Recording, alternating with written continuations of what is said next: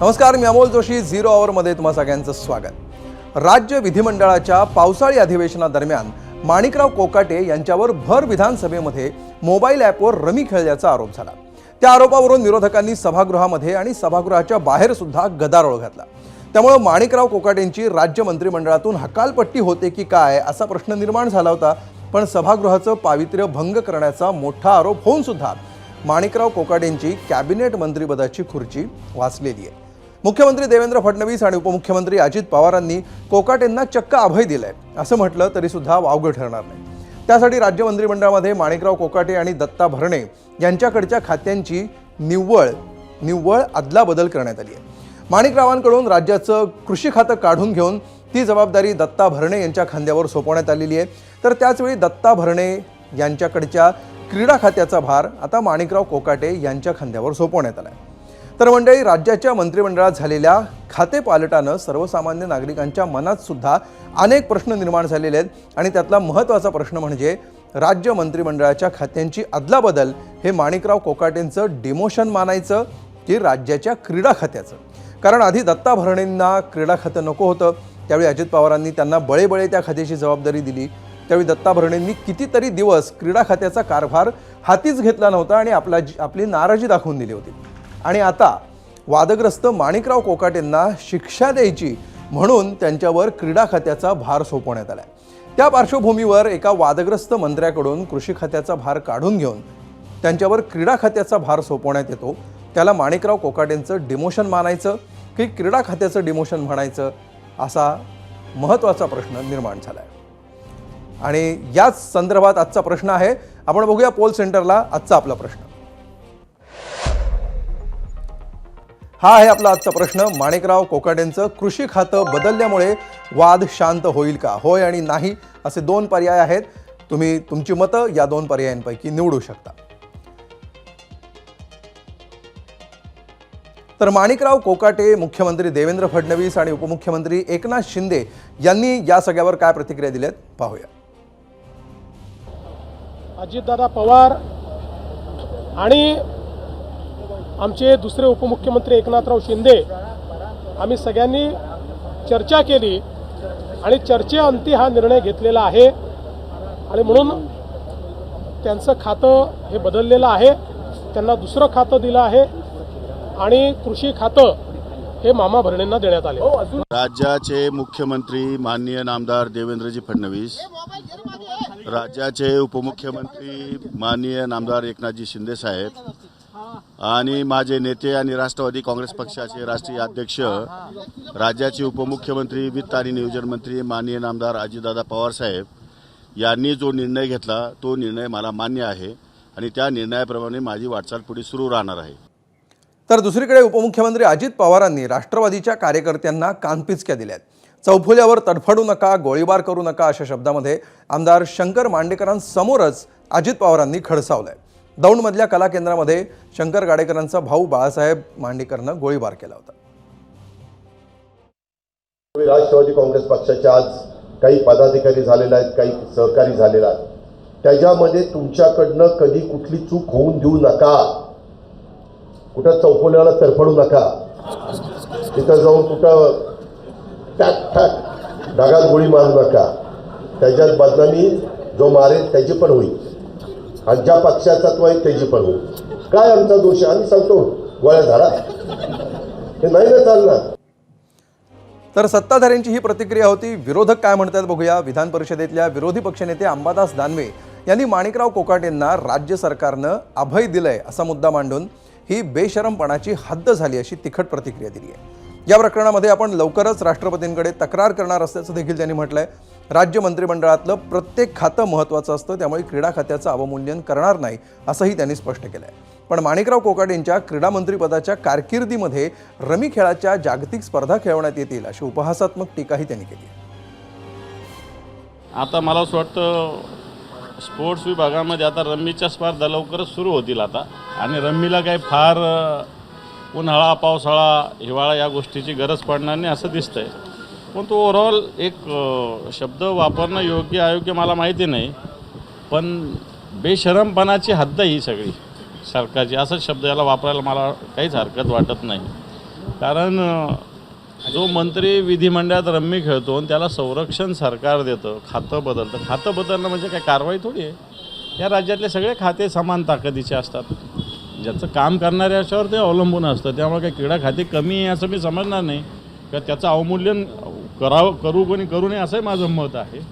परंतु रमी खेळायला येणाऱ्या काळात राज्य सरकार अधिकृतरित्या एक खेळाचा दर्जा देईल का काय, हा माझ्या मनात आता प्रश्न निर्माण झाला. आणि म्हणून कोकणटेवर कारवाई झालीच पाहिजे या मागणीवर आम्ही ठाम आहोत. आणि आम्ही आता राष्ट्रपतींना भेटणार आहोत. या संदर्भात आम्ही आता लवकरच राष्ट्रपतींची भेट घेणार आहोत. तर कोकाटे आणि रमी या दोन शब्दांचं असं काही मिश्रण झालंय की कुणालाच प्रतिक्रिया देताना त्या रमी शब्दावरनं कोटी करण्याचा मोह आवरत नाहीये. राज्य मंत्रिमंडळात झालेल्या खातेवाटपाच्या पार्श्वभूमीवर काँग्रेसचे प्रदेशाध्यक्ष हर्षवर्धन सपकाळ यांनी सुद्धा माणिकराव कोकाटेंना टोला लगावलाय. तुम्ही रमी खेळता का, तर मग आता क्रीडा विभागाची जबाबदारी सांभाळा. आणि रमी या खेळाला आता आंतरराष्ट्रीय स्तरावर मान्यता द्या. त्याला ऑलिम्पिक स्पर्धेमध्ये सहभागी करा, त्याला एशियाड स्पर्धेमध्ये सहभागी करा. आणि आता रमी खेळणाऱ्या माणसाला शिवछत्रपती पुरस्कार आणि द्रोणाचार्य पुरस्कार महाराष्ट्र शासनाचे द्या. ही त्यांच्याकडून असणारी आता या सरकारची अपेक्षा, आणि त्याकरता त्यांना बहुतेक क्रीडा खातं दिलं असावं. तर राज्य मंत्रिमंडळातल्या खाते पालटावर विरोधी पक्षांकडून एकीकडे कठोर टीका होतीये. असं असलं तरी सुद्धा या घडामोडीमध्ये नवे कृषी मंत्री दत्ता भरणे यांची प्रतिक्रिया म्हणजे लॉटरी लागण्यावर होणाऱ्या हर्षवायूसारखी आहे. वास्तविक अजितदादांचे विश्वासू शिलेदार अशी दत्तामामांची ओळख आहे. त्यामुळे महायुतीचं सरकार पुन्हा सत्तेत आल्यावर आपल्याला चांगलं खातं मिळणार अशी त्यांना अपेक्षा असावी. पण प्रत्यक्षात क्रीडा खातं वाटायला आल्यामुळे भरणे काहीसे नाराज होते. भरणेंनी खाते वाटपानंतर आपली नाराजी उघड देखील केली होती. त्यामुळे कोकाटेंना क्रीडा खातं देऊन त्यांच्यावर करण्यात आलेली कारवाई ही भरणेंसाठी चक्क लॉटरी ठरली आहे. पण कृषी खातं मिळाल्याच्या आनंदापेक्षा क्रीडा खात्याच्या कारभारातून एकदाचे मोकळे झालो आणि सुटलो असाच भाव दत्ता भरणेंच्या प्रतिक्रियेमध्ये दडलेला दिसला. तर राज्य मंत्रिमंडळामध्ये क्रीडा खातं सोपवण्यात आल्यामुळे नाराज असलेल्या दत्ता भरणेंना कृषी खातं मिळाल्याचा आनंद होणं स्वाभाविक होतं. शेतकऱ्याच्या लेकाला कृषी खातं मिळाल्याचा हा आनंद आहे अशी प्रतिक्रिया त्यांनी बोलून दाखवली. एका शेतकऱ्याच्या मुलाला आज कृषी खातं मिळतंय, याच्यासारखा आनंद कुठला असू शकतो.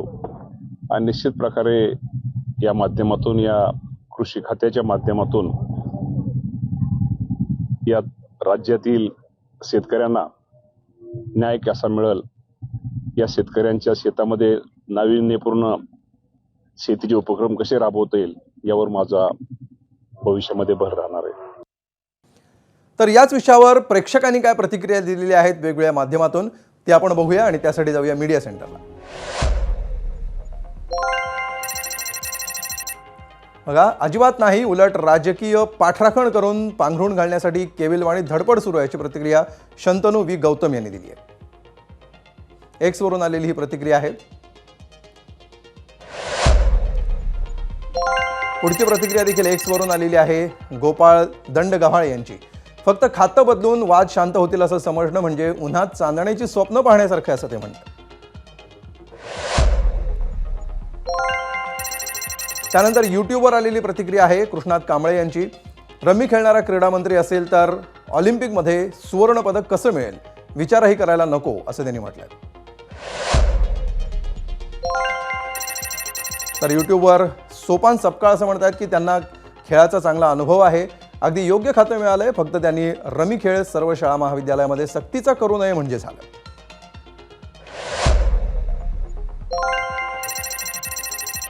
संजय शिरसाट, संजय गायकवाड, माणिकराव कोकाटे किंवा इतर वादग्रस्त नेत्यांपैकी एका तरी नेत्यावर फडणवीस सरकारकडून कठोर कारवाई झाली का असा सवाल विचारला अक्षय काळे यांनी यूट्यूबवर.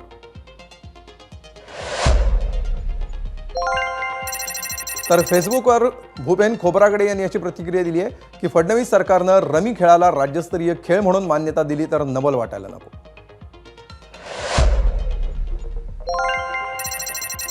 पुढची प्रतिक्रिया आहे माणिकरावांची एकूणच मानसिकता बघता लवकरच ते क्रीडा खात्यात देखील वादात आणतील असं म्हणतायत आप्पासाहेब जाधव फेसबुकवर.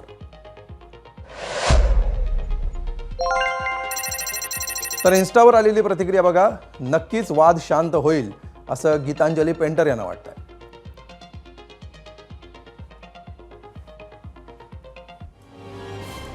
आणि याविषयी आपण चर्चा करणार आहोत आणि त्यासाठी आपल्याबरोबर विविध मान्यवर असणार आहेत. त्यासाठी आपण जाऊया गेस्ट सेंटरला. आपल्याबरोबर या चर्चेमध्ये सहभागी होणार आहेत राजू शेट्टी आपल्याबरोबर असणार आहेत, शेतकरी नेते. त्याचबरोबर भाजपचे मुख्य प्रवक्ते केशव उपाध्ये, काँग्रेसचे मुख्य प्रवक्ते अतुल लोंढे आणि छावा संघटनेचे अध्यक्ष विजयकुमार घाडगे देखील आपल्यासोबत आहेत. सर्वांचं स्वागत या चर्चेमध्ये. आपण चर्चेला सुरुवात करूया छावा संघटनेपासून, विजयकुमार घाडगे यांच्यापासून, कारण त्यांनी हा विषय मोठा लावून धरलेला होता आणि अनेक वेगवेगळी आंदोलनं, त्यानंतर झालेली मारामारी आणि त्याच्यानंतरची अनेक वक्तव्य, अजित पवारांची भेट, अशा अनेक कारणांसाठी छावा संघटनेचे नेते चर्चेमध्ये होते. कसं बघता तुम्ही या सगळ्या राजीनाम्याकडे? सगळ्यांचं लक्ष लागून होतं, मात्र फक्त खांदेपालट करण्यात आला. ही कारवाई झाली म्हणायची, माफी दिली म्हणायची, टाळाटाळ झाली म्हणायची, बक्षीस दिलं म्हणायचं. कसं वर्णन कराल तुम्ही या कारवाईचं?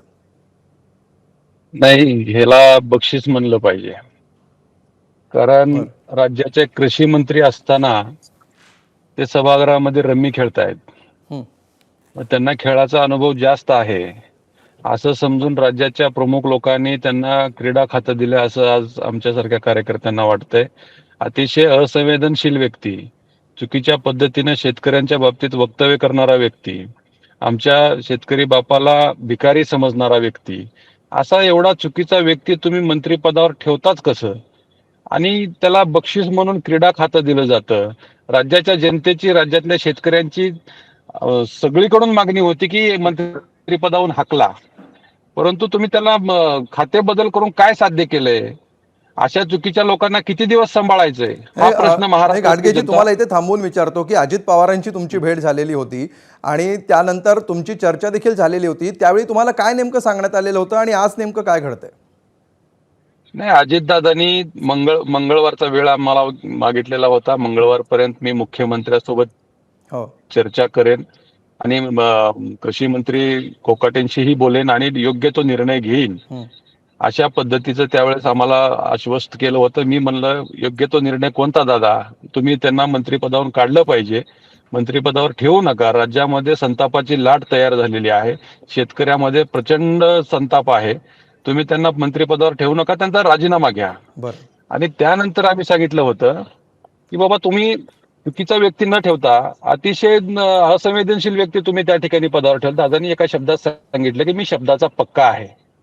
मंगळवारपर्यंत तुम्हाला निर्णय झालेला दिसल. आम्हीही विश्वास ठेवला, आम्ही ऐकून वाचून होतो दादा शब्दाचे पक्के आहेत. तुमच्याच मीडियाच्या माध्यमातून बऱ्याच ठिकाणी तुम्हाला कॅमेरा पण हवा होता. नाही, मी बोललो होतो त्या दिवशी मीडियाच्या समोर मी भेटणार, मीडिया नसेल तर मी भेटणार नाही. मला सांगण्यात आलं की शासकीय कॅमेरे आहेत, मध्ये तुम्हाला फुटेज दिले जातील आणि व्हिडिओ दिले जातील, फोटो दिले जातील, अशा पद्धतीने सांगितलं. परंतु दादानी मध्ये गेल्याबरोबर बाकी सगळेच बाहेर काढले. तिथंच आम्हाला शंका आली होती. तरीही आम्ही राज्याचे उपमुख्यमंत्री आहेत, त्या पक्षाचे प्रमुख आहेत म्हणून विश्वास ठेवला आणि मंगळवारपर्यंत रात्री 12 पर्यंत आम्ही वाट बघितली. ठीक आहे, तरीही निर्णय झाला नाही. ठीक आहे. हे अचानक कारवाई सोडून दिलेलं बक्षीस आहे असं तुम्ही म्हणताय. अतुल लोंढेजी, आपण कसं बघता या कारवाईकडे? काय नेमकं होतंय? आणि ही एक कारवाई पण म्हटली जाते याला, आणि त्याचबरोबर खुर्ची पण वाचली आहे. अशा प्रकारची ही वेगळ्या प्रकारची कारवाई दिसते आहे. तुम्ही कसं वर्णन करताय याचं? नाही, याच्यामध्ये दोन फॅक्टर आहे प्रसन्न. एक पहिला फॅक्टर असा आहे की राज्याच्या जनतेपेक्षा, राज्याच्या शेतकऱ्यांपेक्षा माणिकराव कोकाटे हे मुख्यमंत्र्यांसाठी आणि उपमुख्यमंत्र्यांसाठी अतिशय महत्वपूर्ण आहे, असा हा निर्णय आहे. आता देवाभाऊ आहे, देवाभाऊनी काही विचारपूर्वकच केलं असेल. खेळामध्ये आता मोठे मोठे लोक, केंद्र सरकारने रमीला परवानगी दिलेली आहे ऑनलाईन खेळण्याची. अनेक लोक जे आहे ते त्याच्यामध्ये बर्बाद होऊन गेलेले आहे.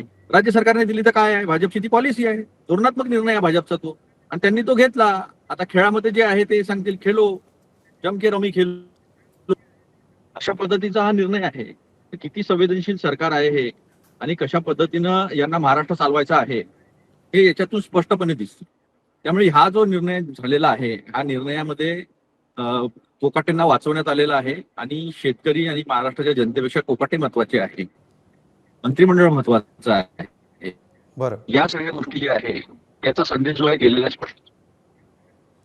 केशव उपाध्ये आपल्या सोबत आहेत, भाजपचे मुख्य प्रवक्ते आहेत. केशवजी, अशा प्रकारे कारवाई होईल याची तुम्हाला तरी अपेक्षा होती का मुळात?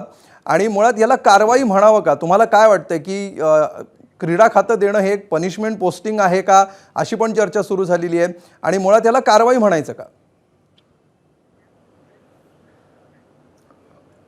सगळ्यात पहिल्यांदा 2-3 गोष्टी आपल्याला स्पष्ट कराव्या लागतील. सगळ्यात महत्त्वाचं असं आहे की मुख्यमंत्र्यांनी सांगितलं आणि सरकारमध्ये एखादी समजा अशा पद्धतीने कोणी जर चूक केली असेल की आपल्या कामामध्ये काही त्यांनी नीट केलं नसेल तर त्या मंत्र्याला, तो मंत्री असो, अधिकारी असो अथवा कोणी असो, त्याच्याबद्दल कृती केली जाईल, त्याची कुठली तमा बाळगली जाणार नाही. ही या सरकारची भूमिका आहे. त्यामुळे ज्यावेळी ही भूमिका आली, ज्यावेळी अशा प्रकारचा आरोप झाला की ते काय रमी खेळत होते, वेगळे होते, त्याच्यानंतरनं या सरकारने म्हणजे देवेंद्रजींनी स्पष्ट शब्दात सांगितलं की विधान भवनामध्ये गांभीर्य राखलं पाहिजे. अशा पद्धतीचं होणं योग्य नाही. त्यामुळे अशा प्रकारचं की ते त्यांनी केलं आहे त्याचं समर्थन करायचा प्रश्न येत नाही. आता प्रश्न आला संवेदनशील सरकार नाही आहे का, शेतकऱ्याप्रती नाही का, सरकारच्या संवेदनशीलता कुठे गेली. मला खरंच आठवतं म्हणजे आपण आपला इतिहास का विसरतो. या सरकार म्हणजे महाविकास आघाडी सरकार होतं त्यावेळी एका पोलिसाला, एका पोलीस कॉन्स्टेबलला मारहाण केली म्हणून ज्याला शिक्षा झाली आहे असा कॅबिनेटमध्ये मंत्री होत्या आपल्या महाराष्ट्राच्या काँग्रेसच्या नेत्या. अजूनही त्या शिक्षेला स्टे मिळाला, शिक्षा रद्द झाली नाही आहे. त्यामुळे संवेदनशीलतेच्या गप्पा कुणी माराव्यात, कुठल्या म्हणजे या राज्यातल्या कायदा सुव्यवस्था राखणाऱ्या कॉन्स्टेबलला मारहाण केली म्हणून ज्याला शिक्षा झाली आहे, असे जर आमच्याकडे मंत्री असतील तर त्यांनी संवेदनशीलता बोलावं. होय, या ठिकाणी जी चूक झाली असेल केशवजी ठीक आहे, त्यांच्या संवेदनशीलतेबद्दल आपण वेगळी चर्चा करू शकू, पण ही कारवाई संवेदनशील कारवाई आहे असं तुम्हाला म्हणायचं आहे का? नाही, 2 गोष्टी आहेत. असं आहे की महायुतीमध्ये त्या पक्षाला म्हणजे एकतर मंत्रिमंडळ निवडण्याचा अधिकार मुख्यमंत्र्याचा असतो आणि त्याचबरोबर त्या पक्षाचे कोण मंत्री असावेत महायुतीमध्ये, युतीमध्ये हे धोरण हे त्या काँग्रेस महाविकास आघाडी सरकार असताना तेच धोरण होतं. युती सरकार असताना आपापलं पक्ष आपले हे ठरवतो आणि त्यानुसार मुख्यमंत्री निर्णय करतात. हे एकत्रित बसून घेतलेला निर्णय असतो. त्यामुळे मुळामध्ये त्या ठिकाणी अजित पवार, एकनाथ शिंदे यांनी खरं तर आपापले मंत्री कोण आहेत हा निर्णय त्यांनी घ्यायचा असतो. महायुती सरकारे एकत्रितपणे निर्णय सगळे घेतले जातात आणि त्याच्यामुळे या सगळ्याच्यामध्ये समज त्यांना त्या संदर्भामधली मला वाटतं देवेंद्रजींनी सांगितलं, अजित पवार यांनी सुद्धा सांगितलं आणि त्याच्यानंतर त्या विधानभवनातल्या कृत्याबद्दल त्यांच्या शेतकऱ्यासारखं अत्यंत महत्त्वाचं खातं होतं, त्या खात्यामध्ये बदल केला. किंबहुना ही संवेदनशीलता तरी दाखवली. म्हणून मी एक उदाहरण नाही, काँग्रेसची 10 उदाहरणं दाखवू शकतो इतिहासातली, पण त्या वेळेत मला जायचं नाहीये. हे सरकार संवेदनशील आहे, त्याबद्दल दोन बघायचं कारण नाही. आणि त्यावेळी जर एखादा माणूस चुकत असेल तर त्याच्याबद्दल तशी समज देऊन शेवटी त्याला त्या पुढच्या योग्य मार्गाला लावण्याचं काम सुद्धा ठीक आहे. ही संवेदनशीलता आहे असं तुम्ही म्हणताय. विजयकुमार घाडगेजी, तुम्हाला ही संवेदनशीलता का नाही दिसत? या संवेदनशील असण्याविषयी तुमचं काय मत आहे? अजिबात संवेदनशीलता नाही. फक्त विधिमंडळाच्या चौकशीचा अहवाल लपवायचा आहे. राज्यासमोर, राज्यातल्या जनतेसमोर विधिमंडळाच्या चौकशीचा अहवाल काढायचा नाही म्हणून हे खाते बदल केलेला आहे. कारण राज्याच्या सरकारची बदनामी जनतेसमोर होईल म्हणून फक्त हे खाते बदल करून अहवाल झाकून ठेवलेला आहे. अतुल लोंढे, ज्या प्रकारे अमोल येस येस अमोल एक मिनिट केशवजी, मी येतो तुमच्याकडे. असं आहे की मुळामध्ये अहवाल येणारच आहे. नाही, 1 मिनिट 30 सेकंद मी डिस्टर्ब करतो. ठीक. असं आहे की या संदर्भातले आरोप झालेत, यातली वस्तुस्थिती काय आहे? यामध्ये आरोप झालेत कोकाटेंवरती, ती आरोपाची सुद्धा दखल या सरकारने घेतली. त्याचा अधिकृत अहवाल यायचा आहे. तो अहवालामध्ये खरंच त्यांनी ते हे केलंय का? त्या स्क्रोल करताना जे कोकाटेंनी सांगितलं की स्क्रोल करत असताना ते पुढे आलं, या गोष्टी अजून स्पष्ट व्हायच्या आहेत. मी संवेदनशीलता त्यासाठी सांगतोय. त्यामुळे अहवाल आल्यानंतर त्याच्या संदर्भातला निर्णय तुम्हाला जो म्हणजे विरोधकांना जो हवा आहे त्याच्याबद्दल विचार करता येईल. म्हणजे केशवजी, तुम्हाला असं म्हणायचं आहे का की आता ही तात्पुरती कारवाई आहे आणि अहवालामध्ये काही आढळलं तर ह्याच्यापेक्षा मोठी कारवाई होऊ शकते? असं आहे की अहवाल शेवटी असं आहे की कुठलाही आता ठोस पुरावा काय आहे सगळ्या विषयामध्ये मला सांगा. कुणीतरी एक ते ट्विट केलं, कुणीतरी ती क्लिप हे ट्विट केली, त्यात सुद्धा यांचं विरोधकांचं म्हणणं असं आहे. त्यामध्ये अजूनही वस्तुस्थिती, विधान भवनातले कॅमेरे, सगळ्या वस्तू, अहवाल समिती नेमली आहे, त्या समितीचा अहवाल येईल, त्याच्यानंतर आपण काही कन्क्लुजनवर पोहोचू शकू ना. पण केवळ विरोधकांनी आरोप केले तरी सुद्धा त्या सरकारने एकीकडे असं एक सरकार महाराष्ट्रातलं होतं की जे कॅबिनेटच्या बैठका सुद्धा घेत नव्हतं. बरं, महाविकास आघाडीचं, त्यात काँग्रेस होती. मुख्यमंत्री खेळत होते, सभागृहामध्ये रमी खेळत होते. एक मिनिट माझं पूर्ण द्या. संवेदनशीलता, एक मिनिट अमोल, माझ्या तोंडी का वाक्य घालताय?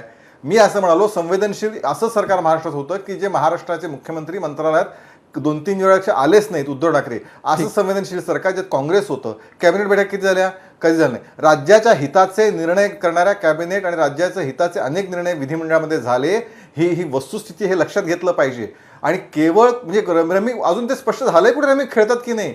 त्यांनी सांगितलं की रमी मी स्क्रोल करत होतो त्यावेळी झालं. विरोधकांचं म्हणणे रमी खेळत होते. जो अहवाल येईल त्यानंतर बघू पुढे काय होईल ते. ठीक आहे, अतुल लोंढेजी.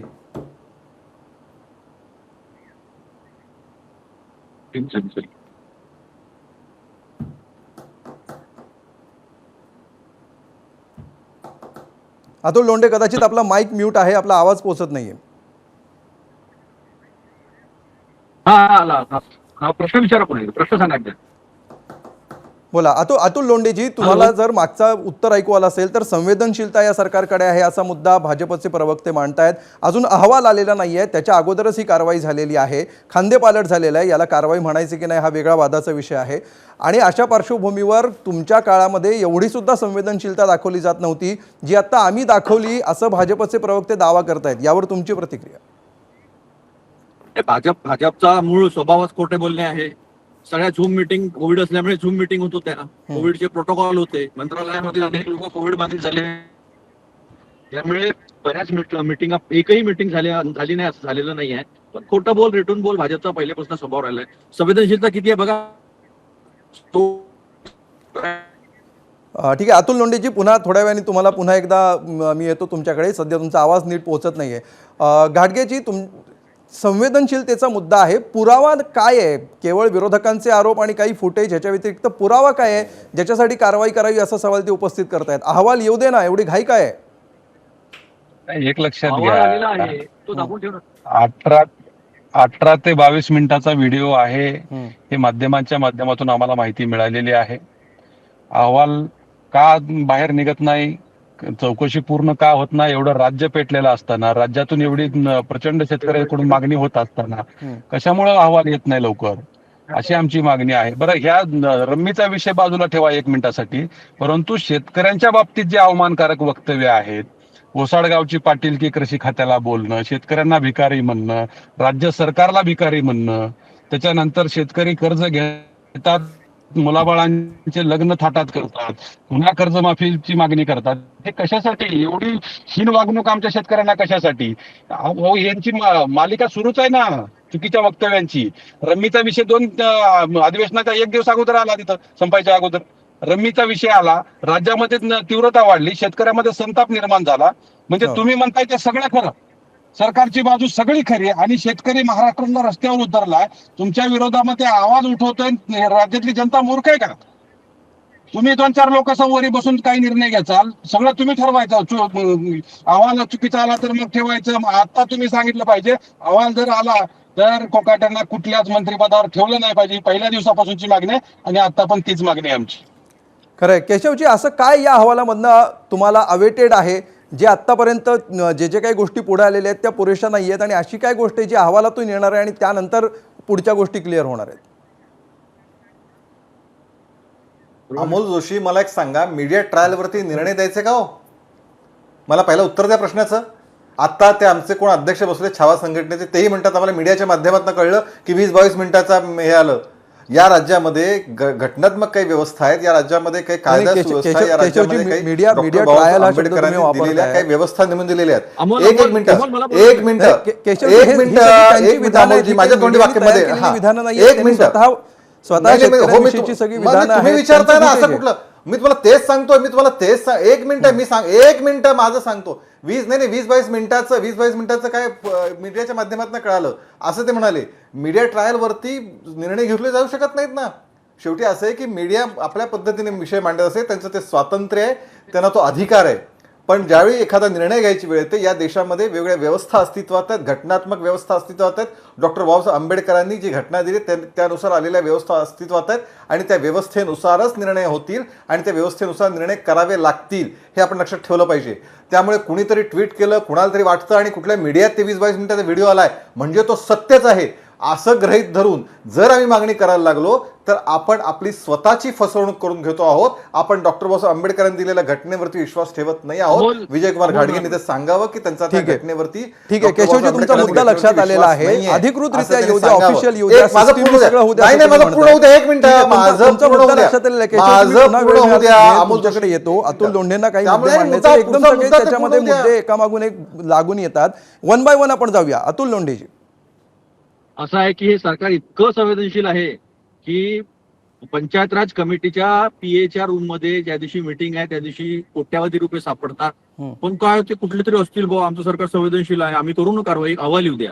अहवाल लोकांसमोर झालेला आहे, मीडियाच्या माध्यमातून कॅमेरा सहित एव्हिडन्स, ज्याला आपण डॉक्युमेंटरी एव्हिडन्स म्हणतो इंडियन पिनल कोडमध्ये, भारतीय न्याय संहितेमध्ये, तर ते आहे. पण आम्हाला कारवाई करायची नाही. मुख्यमंत्री स्वतः म्हणतात की 16 PS खाजगी सचिव यांचे मंत्र्यांचे ते फिक्सर होते, असं मुख्यमंत्री म्हणतात. आम्ही नाही म्हणत, कुठला अहवाल नाही, मुख्यमंत्र्यांचं म्हणणं आहे. पण त्या सगळे मंत्रिमंडळात आहे. म्हणजे करप्ट ज्यांना म्हटलं ते करप्ट मंत्री जे आहे ते मंत्रिमंडळामध्ये आहे. यांनी शेतकऱ्यांना सांगितलं की तुमचा 7/12 कोरा करू. अमित शहानी सांगितलं, देवेंद्र फडणवीस तर ते म्हणतात की आम्ही असं म्हटलंच नाही. सोयाबीनला 6,000 रुपयाचा रेट देऊ असा शब्द यांचा आहे. दिला का? कांद्याच्या प्रश्नामध्ये काय केलं, कापसाच्या प्रश्नामध्ये काय केलं, पेपरफुटीमध्ये काय केलं, कुठल्याच गोष्टी ज्या आहे त्या तारतम्य नसताना फक्त खोटं बोलायचं, मागचं काढायचं, मागच्या सगळ्या गोष्टी ज्या आहे एकही सिद्ध करू शकले नाही. फक्त बोलायचं, जोरात बोलायचं. अनिल देशमुखांच्या विरोधात जोरात बोलायचं. मग ते परमवीर सिंग यांच्या मांडीवर जाऊन बसले. आता ते ओके झाले, तेव्हा ते ओके नव्हते.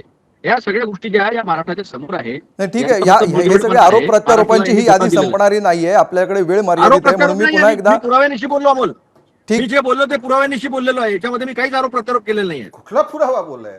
कुठला पुरावा बोलला? मी बोललो ना, कुठला पुरावा बोललाय? लोकांनी कोट्यावधी रुपये पाहिले ना केशव. मला त्याचं उत्तर दिलं पाहिजे. तुम्ही चर्चा करता कामा नाही. मला सांगा, कॅबिनेट मंत्र्याला शिक्षा झाली होती की नव्हती का कोर्टाची?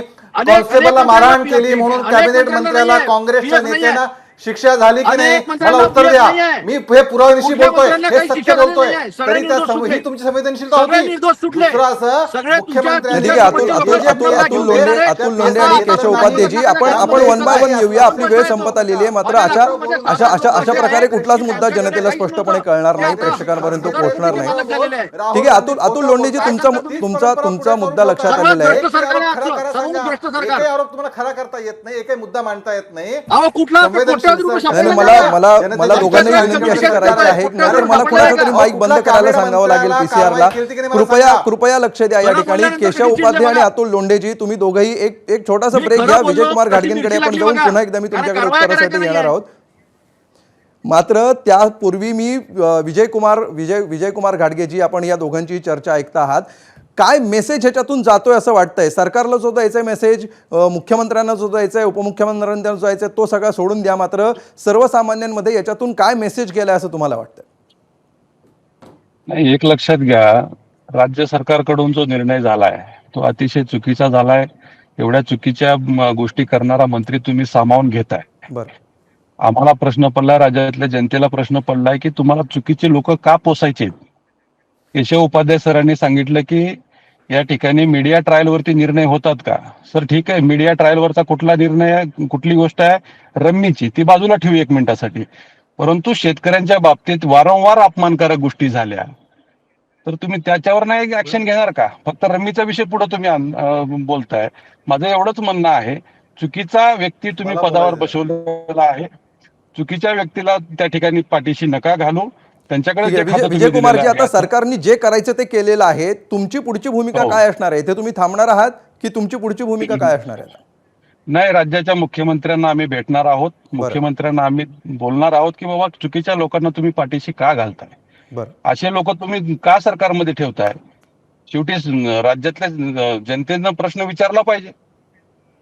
जनता ज्या व्यक्तीमुळे संतापात आली, जनता ज्या व्यक्तीमुळे रस्त्यावर उतरली, अशा लोकांच्या बाबतीत राज्याच्या प्रमुखाला विचारणं आमचं कर्तव्य आहे. ठीक आहे, शेवटी अतुल लोंढेंकडे आपण जाऊया आणि त्यानंतर केशव उपाध्ये. दोघांनाही अगदी थोडा वेळ आपण देऊया. तुमच्या दोघांचे मुद्दे मगाशी तुम्ही मांडत होतात.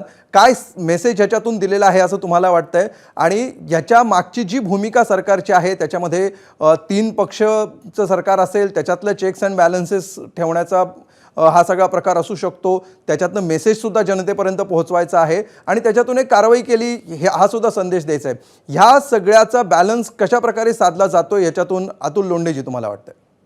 नाही, काँग्रेसची भूमिका नेहमी स्पष्ट राहिलेली आहे. आरोप झाल्यानंतर त्या मंत्र्यांना राजीनामे द्यावे लागतात. भाजपचा कोडगेपणा किती स्पष्टपणे पहा. मी पुराव्यानिशी बोललो.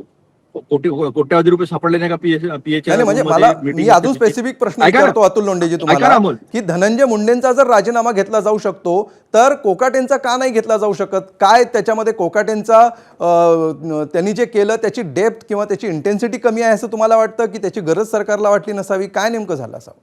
नाही, ज्या व्यक्तीला मंत्री म्हणून त्याच्या डिपार्टमेंटचे विषय हे जर महत्वाचे वाटत नसावे आणि बेताल वक्तव्य सातत्यानं जर येत असावे तर तो व्यक्ती ते डिपार्टमेंट काय कुठलंच डिपार्टमेंट चालू शकत नाही. तो म्हणजे बिनधास्त आहे. तो राजेशाही थाटामध्ये आहे. त्याला काय सामान्य माणसाच्या सामान्य जनतेशी घेणं देणं आहे? हा मूळ प्रवृत्तीचा मुद्दा आहे. कोडगेपणा तुम्ही बघा ना, ज्या गोष्टी सांगितल्या त्या सत्य आहे. 16 खासगी सचिव हे फिक्सर होते. फिक्सर बिना मंत्र्याच्या बोलण्याशिवाय फिक्सिंग होऊ शकते का? पण तरी 16 मंत्री ठेवले आणि फक्त पीएस घेतले नाही. आजही अनेक मंत्री असे आहेत त्यापैकी की ज्यांच्याकडे खासगी सचिव नाहीत. ही वस्तुस्थिती आहे आणि हे मुख्यमंत्र्यांनी बोलले होते. मी तर काही वेगळा पुरावा सांगत नाहीये. म्हणजे अतुलजी, धनंजय मुंडेंच्या प्रकरणात, वाल्मिक कराड प्रकरणामध्ये विरोधकांना जेवढा दबाव निर्माण करता आला तेवढा या प्रकरणामध्ये करता आला नाही असं तुम्हाला वाटतं का? नाही, म्हणजे आता नाशिकचं प्रकरण झालं. नाशिकच्या प्रकरणावर काय गप्प झालं, सगळं काहीच झालं नाही म्हणतात. लोकांनी पेनड्राईव्ह दिलेले आहे. उघडले का ते? किरीट सोमय्याच्या बाबतीमध्ये पेनड्राईव्ह दिलेला आहे. अंबादास दानवेंनी, विरोधी पक्षनेत्यांनी विधान परिषदेमध्ये कुठली कारवाई झाली का? नाही झाली. 16 पीएच्या संदर्भात दिलं. ते मंत्री अजूनही भ्रष्टाचारी मंत्री जे आहे ते मंत्रिमंडळात आहेतच. तर जे कोडगं सरकार आहे ना, हे स्पष्टपणे दिसतं ना. याच्यामध्ये काही अहवालांनी पुरवायची गरज आहे का? हे तर मुख्यमंत्र्यांनीच बोललेले आहे. याच्यापेक्षा काही वेगळं बोलत नाही आम्ही. आमचे जे आरोप झाले नंतर निर्दोष सुटले लोक, पण राजीनामा द्यावा लागला ना. नंतर निर्दोष सुटलेले लोक आहे. यांनी केलेले आरोप आहे. एकही आरोप यांचा टिकला नाही, सिद्ध झालेला नाही आहे. ठीक आहे. आपल्याला अजून एका विषयावर सुद्धा चर्चा करायची. अतुल लोंढेजी, तुमचा मुद्दा लक्षात आलेला आहे. केशवजी, अगदी पुढच्या विषयाकडे तुम्हाला दोघांनाही मला घेऊन जायचं आहे. मात्र त्यापूर्वी या विषयावर अशी एक जो मेसेज जातो आहे की केवळ राष्ट्रवादीचेच 2 मंत्र्यांना राजीनामा द्यावा लागतोय. शिंदेच्या मंत्र्यांवर सुद्धा आरोप आहेत मात्र त्यांचं काही होत नाहीये. याकडे आपण कसं? संजय शिरसाट,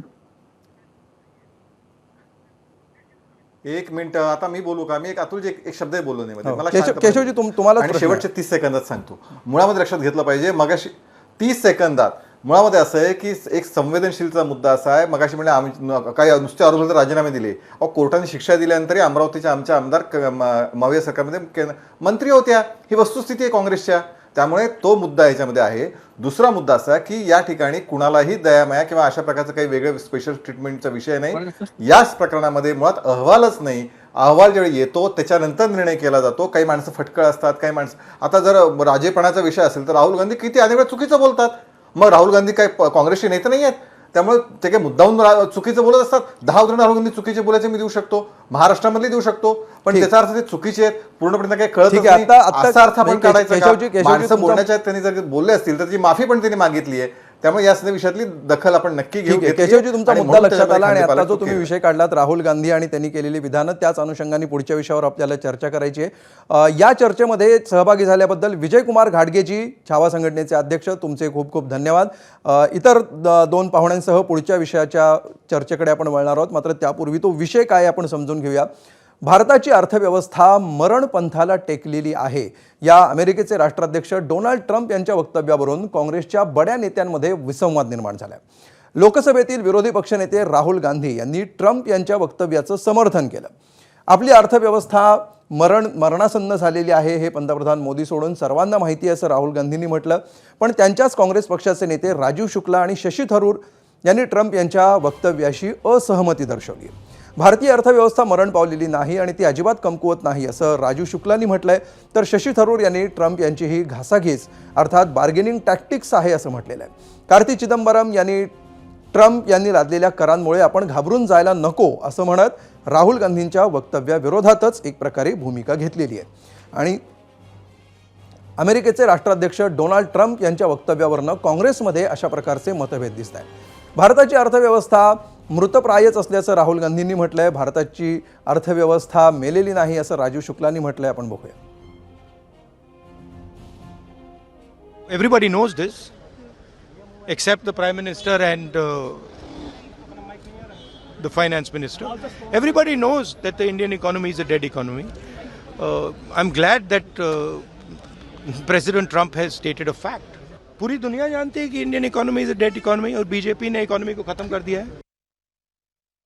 मनमोहन सिंह जी थे, उसके बाद उस आर्थिक सुधारों को आगे वाजपेयी जी ने भी बढ़ाया और उसके बाद मनमोहन सिंह जी ने 10 साल में जो मजबूती प्रदान की और उसके बाद वर्तमान सरकार ने भी जो उसमें काम बढ़ाया, तो हमारी आर्थिक स्थिति कहीं से भी कमज़ोर नहीं है.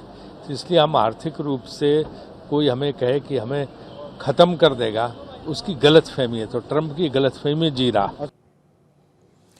आणि याच विषयावर चर्चा करण्यासाठी आपल्याबरोबर भाजपचे मुख्य प्रवक्ते केशव उपाध्याय आणि काँग्रेसचे मुख्य प्रवक्ते अतुल लोंढे आहेतच. आणि त्याचबरोबर आंतरराष्ट्रीय विषयाचे अभ्यासक शैलेंद्र देवळाणकर देखील आपल्याबरोबर या चर्चेमध्ये सहभागी होणार आहेत. पुन्हा एकदा स्वागत तिघांचंही. या सगळ्या चर्चेवर जाण्यापूर्वी आपण सगळ्यात पहिली ही सुरुवात करूया शैलेंद्र देवळाणकर यांच्यापासून. शैलेंद्रजी, मला माहिती आहे आणि हे आधी आपण स्पष्ट करूया की यामध्ये कुठलीही राजकीय चर्चा किंवा राजकीय भूमिका काय असेल हे राजकीय पक्ष बोलतीलच, तो त्यांचा प्रश्न आहे. मात्र ह्यातला जो आंतरराष्ट्रीय संबंधांचा भाग आहे, ट्रम्प यांच्या पॉलिसीचा भाग आहे, त्याच्याविषयी अनेक तर्कवितर्क समोर येत आहेत. काही जणांना तो ट्रम्प यांचा तऱ्हेवाईकपणा वाटतो आहे, काही जणांना ते स्ट्रॅटेजी वाटते आहे, काही जणांना ती बार्गेनिंग टॅक्टिक्स वाटतं आहे. आपण कसं बघायला पाहिजे या सगळ्या घडामोडींकडे गेल्या 1-2 दिवसात घडलेल्या? असं वाटतं की आपण जर डोनाल्ड ट्रम्प अमेरिकेचे राष्ट्राध्यक्ष बनल्यानंतर त्यांची एकूणच काम करण्याची पद्धत पाहिली, कार्यशैली पाहिली, तर आपल्याला असं दिसून येतं की ते मोठमोठ्या घोषणा करतात, वादळी वक्तव्य करतात आणि नंतर त्यापासून तात्काळ घुमजाव करतात. हा एक अत्यंत महत्वाचा भाग आहे. लक्षात घ्या, डोनाल्ड ट्रम्प हे एक उद्योगपती आहेत, ते व्यावसायिक आहेत, ते कोणाचेही मित्र नाहीयेत. त्यांच्यासाठी मैत्री हा प्रकार नाहीये, त्यांच्यासाठी केवळ हितसंबंध आहेत. त्यांना त्यांची जी कॉन्स्टिट्युएन्सी आहे, त्यांचे जे अमेरिकन नागरिक आहेत, त्यांना हे दाखवायचं आहे की त्यांनी संकटात सापडलेल्या अमेरिकेच्या अर्थव्यवस्थेला बळकटी देण्यासाठी, संकटातनं बाहेर काढण्यासाठी मी काय केलेलं आहे. त्याच्याशिवाय त्यांना दुसरं कोणत्याही प्रकारचं त्यांचं उद्दिष्ट नाही. ते ट्रान्झॅक्शनल आहेत. त्यांची सौदेबाजी करण्याची, दबाव टाकण्याची एक विशिष्ट पद्धत आहे. आपण लक्षात घेतलं पाहिजे की त्यांना नेमकं काय पाहिजे, तर साधारणतः $30 ट्रिलियन हा अमेरिकेच्या अर्थव्यवस्थेचा आकार आहे. पण अमेरिकेवरती $36 ट्रिलियन कर्ज आहे. यामध्ये प्रतिवर्षी त्यांना $1 ट्रिलियन इंटरेस्ट द्यावा लागतोय. त्यामुळे त्यांचा उद्दिष्ट असा आहे की साधारणतः ह्या टेरिफच्या प्रकरणामधनं $300 अब्ज त्यांना जनरेट करायचे आहेत. आता मुद्दा असा येतो की एकट्या भारताबरोबर व्यापार करून किंवा त्यांच्याबरोबर कोणत्याही आयातीच्या बाबतीतला निर्णय घेऊन काही 300 अब्ज कमी होणार नाही. त्यामुळे त्यांची कोणती भूमिका ही केवळ भारतापुरती नाहीये, तर त्यांना एकूणच टेरिफ म्हणजे 123 देशांबरोबर त्यांचा जो व्यापार आहे त्याच्या माध्यमातून त्यांना हे $300 बिलियन जनरेट करून दाखवायचे आहेत. आता त्यांनी ज्या पद्धतीने सुरुवातीला निर्णय घेऊन अनेक देशांच्या विरुद्ध त्यांचा जो टेरिफ म्हणजे चीनच्या विरुद्ध 243% घोषणा त्यांनी केलेली होती आणि 90 दिवसाचा जो ब्रीथिंग स्पेस दिला. आपण लक्षात घेतलं पाहिजे की ह्या 90 दिवसाच्या ब्रीथिंग स्पेस मध्ये मी तुम्हाला 4 देशांचं प्रामुख्याने उदाहरण देतो की त्या 4 देशांच्या बाबतीमध्ये एक आहे जपान, दुसरा आहे व्हिएतनाम, तिसरा आहे इंडोनेशिया आणि चौथा आहे पाकिस्तान आणि नंतर युरोपियन महासंघ देखील त्याच्यामध्ये आलेला आहे. आता यांनी काय केलं की त्यांची दबाव टाकण्याची जी पद्धत होती त्या पद्धतीनुसार त्यांनी सगळ्यात पहिले सांगितलं की तुम्ही कृषी क्षेत्र जे आहे त्या कृषी क्षेत्रावरचं आयात शुल्क जे आहे ते शून्यावरती आणा. मी आपल्याला सांगतो की जपानने कृषी क्षेत्रावरचं आयात शुल्क हे शून्यावरती आणलं. त्याचप्रमाणे जपानला त्यांनी सांगितले की तुम्ही $700 अब्ज हे अमेरिकेत इन्व्हेस्ट करा. ते पण जपानने मान्य केलं. आता ते जपानवरती ऍडिशनल म्हणजे ज्याला टेरिफ प्लस प्लस असं म्हणतात त्याच्या स्वरूपाचे ते शुल्क आकारायला लागले. व्हिएतनाम आणि इंडोनेशिया ह्या दोघांनी पण त्यांचं कृषी क्षेत्र 100% त्यांनी अमेरिकन इन्व्हेस्टमेंटसाठी ओपन केलं आणि ते शून्यावरती त्यांनी टेरिफ आणलं. हाच प्रकार युरोपमध्ये देखील घडला. परंतु ह्या सगळ्या देशांमध्ये आता मोठ्या प्रमाणावरती असंतोष सुरू झालेला आहे. दुसरं जर तुम्ही पाकिस्तानच्या बाबतीमध्ये विचार केला तर पाकिस्तानच्या बाबतीमध्ये देखील त्यांच्या अनेक अटी ज्या आहेत त्या पाकिस्तानने मान्य केल्या. एवढंच नाही तर त्यांना डोनाल्ड ट्रम्पला नोबेल देण्यापर्यंत त्यांची मजल गेली. निश्चितपणे म्हणजे शैलेंद्रजी, ट्रम्प यांची ही जी व्यापारी वृत्ती आहे आणि अधिक पत्रात पाडून घेण्यासाठीची त्यांची जी काही धोरणं आहेत त्याचा हा सगळा परिणाम आहे असं तुम्ही म्हणताय. मात्र केशव उपाध्यायजी, या सगळ्याला भारतामध्ये ज्या प्रकारे प्रतिसाद मिळतो आहे आणि ट्रम्प यांच्या विधानांचा संदर्भ देऊन इथला देशांतर्गत राजकारणाचा जो पाया रचला जातोय आणि त्याच्यामध्ये सुद्धा काँग्रेसमध्ये जे विरोधाभास समोर येत आहेत त्याच्याकडे आपण कसं बघता आणि त्याचे नेमके काय परिणाम होऊ शकतात असं आपल्याला वाटतं? असं आहे की सगळ्यात पहिल्यांदा लक्षात घेतलं पाहिजे, ज्या वेळी संकट असतात त्यावेळी आम्ही एक राहिलं पाहिजे. ही भारताची खरं संस्कृती आहे. पण दुर्दैवाने राहुल गांधींना अशा प्रकारचं कोणतंही भान राहिलेले नाही. संस्कृती त्यांना माहिती की नाही मला माहिती नाही, पण अशा प्रकारचं भान ते कधीही बाळगत नाहीत. हे आत्तापर्यंत अनेक उदाहरणं दाखवतो. आता लेटेस्ट त्यांच्या ट्रम्प यांनी ज्यावेळी सांगितलं डेड अर्थव्यवस्था वगैरे, तर त्यानंतर लगेच राहुल गांधींनी ते समर्थन केलं की म्हणे दोघा तिघांना सोडून सगळ्या देशाला सगळ्यांना हे माहिती आहे. खरं म्हणजे माझ्याकडे आत्ता IMFचं ट्विट आहे 2 दिवसापूर्वीचं, आणि त्या IMFचं ट्विटनी पुढच्या या 2025 मधल्या कुठल्या अर्थव्यवस्था कशा वाढणार आहेत, त्यांची काय असणार आहे असाचा टक्केवारी आकडेवारी दिलेली आहे. आणि त्याच्यामध्ये US 1 म्हणजे ज्याचा US 1.9, जर्मनी 0.1, फ्रान्स 0.6 हे सगळे आहेत. त्यामध्ये फक्त सर्वाधिक अर्थव्यवस्था इंडियाची आहे, 6.4च्या वेगाने अर्थव्यवस्था वाढणार आहे.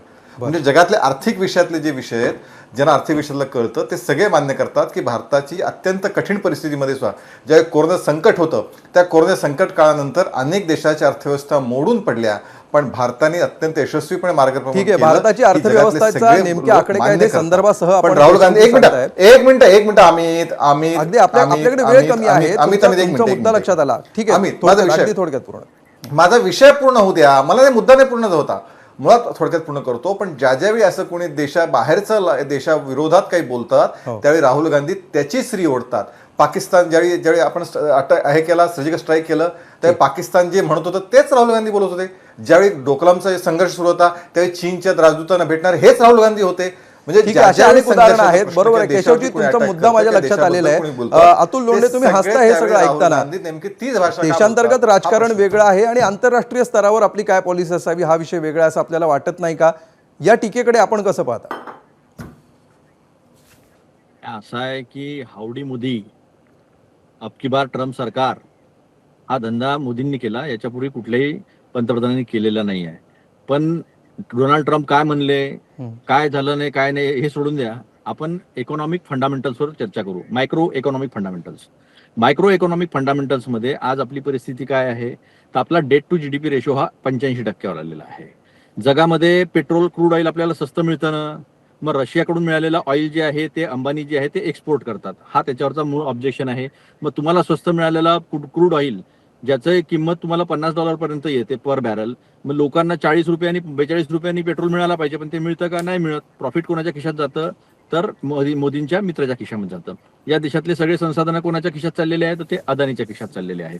या देशामध्ये फज नंबर्स, म्हणजे जग काय म्हणतं की भारत जे आकडे देतात त्यांनी IMF वगैरे सांगितलेलं आहे, सगळ्या ज्या क्रिसिल वगैरे ज्या संस्था आहे ना त्याच्यावर दंड ठोठवण्यात आलेले आहे.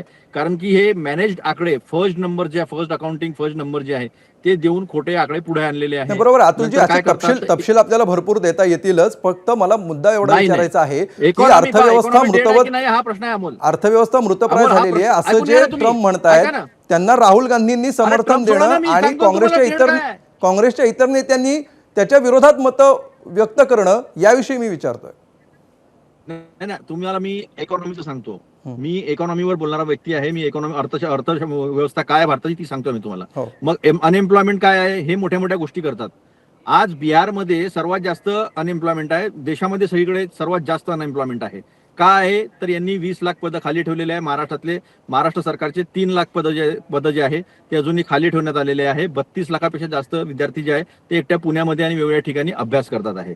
म्हणजे अर्थव्यवस्थेमधला मूळ काय आहे तर 2 गोष्टी आहे. कन्झम्पशन म्हणजे लोक किती खरेदी विक्री करू शकतात हा एक फॅक्टर, आणि एम्प्लॉयमेंट. या दोन्ही फॅक्टरवर काय आहे तर आता 100 कोटी लोकांकडे दिवसाला 100 रुपये सुद्धा उत्पन्न नाही आहे. 100 कोटी लोकांना सांगतो मी, 2 युरोपियन युनियन एवढी लोकसंख्या भारतामध्ये अर्थव्यवस्थेवर सविस्तर चर्चा आपण वेगळी करू शकतो. मात्र आता जो मुद्दा आहे तो फक्त टॅरिफ पुरता आपण मर्यादित ठेवतो आहोत आणि वेळेची मर्यादा लक्षात घेता मला शेवटचे काही सेकंद देवळणकरांना द्यावे लागतील. शैलेंद्र देवळणकरजी, या संदर्भामध्ये भारताची पुढची भूमिका आता काय असू शकते? ठीक आहे काही सेकंद. अतुलजी तुमचं वाक्य देतच नाहीये. अरे भाऊ, त्यांच्या पक्षामध्ये हे राहुल गांधींना समर्थन करत नाहीये, ते सुद्धा सांगत नाहीये. त्याबद्दल मुळामध्ये ही आकडेवारीची वेगळी चर्चा आपण नक्की करू. ही आकडेवारी कुठून आणली, त्यांच्या मनाचे प्रश्न मला बोलायला मिळत आहे. असं आकडेवारी कुठून आणली? ही आकडेवारी त्यांच्या राहुल गांधींच्या डोक्यातली असेल तर त्याच्याबद्दल जगातलं देशामध्ये समर्थन होऊ शकत नाही. हा नालायकपणाचा विषयच नाहीये. जी वस्तुस्थिती आहे, खोटं बोलणं, राहुल गांधी खोटं बोलतात, तेच पुढे खोटं बोलत असेल तर ती चर्चा नाही होणार. मी मगाशी ऐकून घेतलं सगळं. ही पद्धत नाही चर्चा करण्याची.